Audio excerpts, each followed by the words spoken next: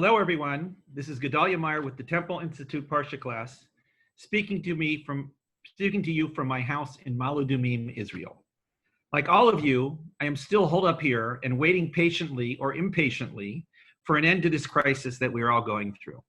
We must all keep up that hope that this will end soon and we will somehow emerge from it spiritually and emotionally strong and eager to grasp whatever comes next. We don't really know what the world will be like after all this is over, but we do know that it will be there and it will be our responsibility to make it work. We share this responsibility equally, regardless of race, religion, nationality, sex, or political inclination. This is a challenge for the entire human race. This week, believe it or not, does not have a weekly parsha. The reason for this is that this Shabbat falls on what is called Chol HaMoed, or the middle of the week of a holiday, in this case, Passover. Because of this, the regular weekly cycle is interrupted, and there's a special reading for the Shabbat of Passover. The reading that is inserted really has little to do with Passover per se. In fact, it isn't all that clear why this particular section was selected, other than the fact that it happens to mention very briefly the three pilgrimage festivals, Passover, Shavuot, and the Harvest Festival. But the actual reading contains much more than those few verses. The bulk of the reading deals with the aftermath of the incident of the golden calf. To refresh all of our memories, after the calf was ground up and burned and the appropriate consequences were doled out to the Israelites, Moshe was thrust into a new relationship with God. From this point onward, his discussions with God were face to face, and he could ask of God what would seem like demanding requests. Specifically, he makes three requests: that God's presence should remain among the Israelites, and that the Israelites should be unique among the nations of the world, and that Moshe himself should be allowed to witness in some way God's true glory. The first two requests were granted fully, or so it appears, while the third was only partially granted. God's ultimate response to Moshe of this third request is rather dramatic, and it forms the core of this section of the Torah. God tells Moshe, "You cannot see my presence, for no person can see me and live." This verse, along with the few verses surrounding it, are a good bet to meet among the most commented upon verses in the entire Torah. There is simply no end to the amount of explanations that could be given on this perplexing statement. What does this mean, that no person can see me and live? Aside from the mysterious implications of this statement, that seeing God causes death, there is another consideration that is perhaps even more puzzling. We find elsewhere in the Torah that people did see God and were none the worse for it.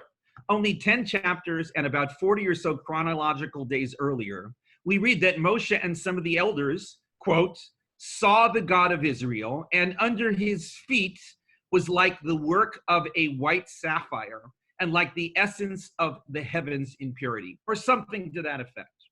Aside from the rather confusing implications of that verse, it certainly appears to state quite clearly that they saw God. What are we to do with this obvious contradiction?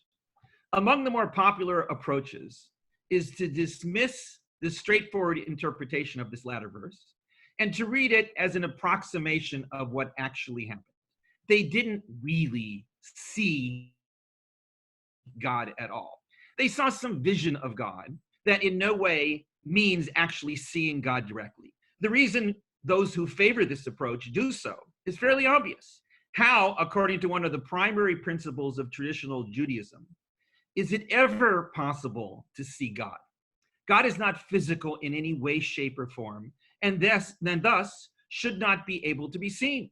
This is such a solid principle in Judaism that nobody would dream of questioning it. But saying that they really didn't see God earlier just brings up the question of why Moshe was told that he couldn't, quote, see God and live. Why can't we say that Moshe also was not really asking to see God, an obvious impossibility that he must have been aware of, but rather was merely asking to see some, quote, vision of God along the lines of what he and the elders had already seen. After all, his actual request was not to see God, but to see God's glory. This is a glaring problem, and one that the many commentaries on this verse come to address, each in their own way. What does it mean to see God's glory? What was Moshe really after here? Why did he make this request after having already seen some sort of vision of God only a short time earlier? It seems that we have to say that what he was asking for after the golden calf was somehow qualitatively different from what he and those elders had seen earlier. But what could that difference be? Perhaps we can find a clue to the answer to this question by examining the way God is described in each situation. In the earlier case, what they saw was, quote, the God of Israel, with the word for God being the fairly standard connotation, Elohim. In biblical Hebrew, this is a generic way of referring to God, rather like referring to a specific person as person, instead of by a proper name. While this may be an accurate way of describing the person one is referring to, it certainly lacks something in individuality and personality. It is not a unique way of referring to that person. What that earlier version revealed to those who witnessed it was some aspect of divine power or spiritual purity. They were witness to the unsullied purity of the divine as it really is, and not as seen through the murky filter of the physical world. This was a great vision. Of that, there is no doubt. But it lacked any element of who God actually is. It was more of the, quote, what of God instead of the, quote, who. When Moshe was alone with God following the golden calf incident, his request was to witness in some way a unique kind of glory. The Bible uses the specific four-letter name of God here to distinguish it from any of the other names of God, including the earlier name Elohim.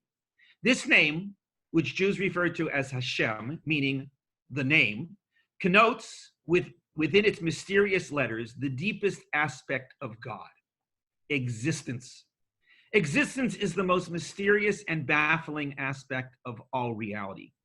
What really is it? What does it mean to exist? We gain a glimmer of this great mystery when we bring into existence a thought or an idea, an image or a choice. When we do so, we are truly creating, bringing into reality something that wasn't there before. In this sense, for those brief moments, we are like God, enabling existence. When Moshe made this profound request of God, he wished to understand God's true role in existence. He wished to see what exactly it is that God imparts into reality to make it exist. This, perhaps more than anything else, is the true, quote, glory of God. This is the who of God. Everything else, no matter how great, pure, or miraculous, is secondary to the naked reality of existence. When seen in this way, we can understand the bold nature of Moshe's request and why it was only partially granted. He was asking to enter the inner dimension of God, to witness God's aspect of existence. Is it any wonder that the response to this outrageous request was, "You cannot see my presence, for no person can see me and live"? It should be noted that the word live at the end of that sentence is frequently translated not in the literal sense of being alive, but in the more figurative sense of existing. What this profound phrase would then mean is that a person, a human being, who is alive and exists only by virtue of God enabling them to exist, cannot see God's true reality as the source of all existence. This would be analogous to people in a dream somehow seeing the person who is dreaming them up. This is an obvious impossibility, since they only exist as an image in the dream. To see the dreamer would be to see their own reality as a figment of that person's imagination. We, in this sense, are part of God's dream, and thus cannot see God as the dreamer. We have to be satisfied with seeing only what we are capable of seeing and not that which is beyond our power. So what part of Moshe's request was granted? The Torah states following this that God told him that he would be put in a special place, whatever that might mean, and be given a glimpse of God, quote, from behind. God's face or true presence would not be seen. This perplexing phrase, from behind, is just as difficult to understand as whatever it was that Moshe was unable to see to begin with. But perhaps it also can be explained along the same lines. Moshe, or any created being, could not see God as the source of existence. But Moshe could see that source from behind, so to speak, or after the fact. Those people in that dream can see things that the dreamer dreams. In doing so, they may gain an understanding of the way things come to be. They may not truly fathom existence itself, but they can certainly understand that it happens and is a highly amazing thing. In fact, it is the most amazing thing there is. We frequently lose sight of this, and as we are inundated with the rush and deadening hum of everyday life. What we have before us, available at every moment if we choose it, is a never-ending source of wonder. We may not be able to pierce through the veil of existence itself because we are not God, but we can witness the truly amazing nature of what it means to exist. We experience this very sensation every second of our lives, though we are almost invariably unaware of it while it is happening. This, in and of itself, is quite astounding. We can live our entire lives in a state of oblivion to the greatest miracle of them all, existence. As we struggle through these times that we are in the midst of, as we sit bored or worried or panicked or full of thoughts that we don't know what to do with, we still exist. Perhaps we should use a small bit of this time to dwell on a certain aspect of life that we somehow never find the time to recognize. Perhaps this, more than any other, would be the right time to focus on that most profound aspect of our being, that we are. What is greater or more wondrous than that? Moshe wished to see the ultimate. He was told that this was impossible.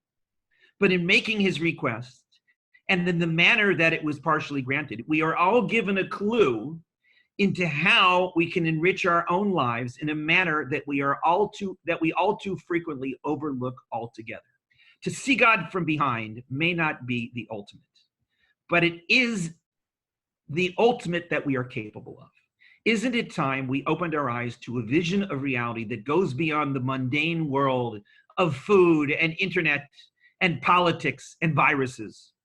There is an infinite out there and in there that is just waiting for us to take part of it. What, I ask, are we waiting for? Shabbat Shalom and Chag Sameach. Everybody have a healthy and meaningful and calm Passover.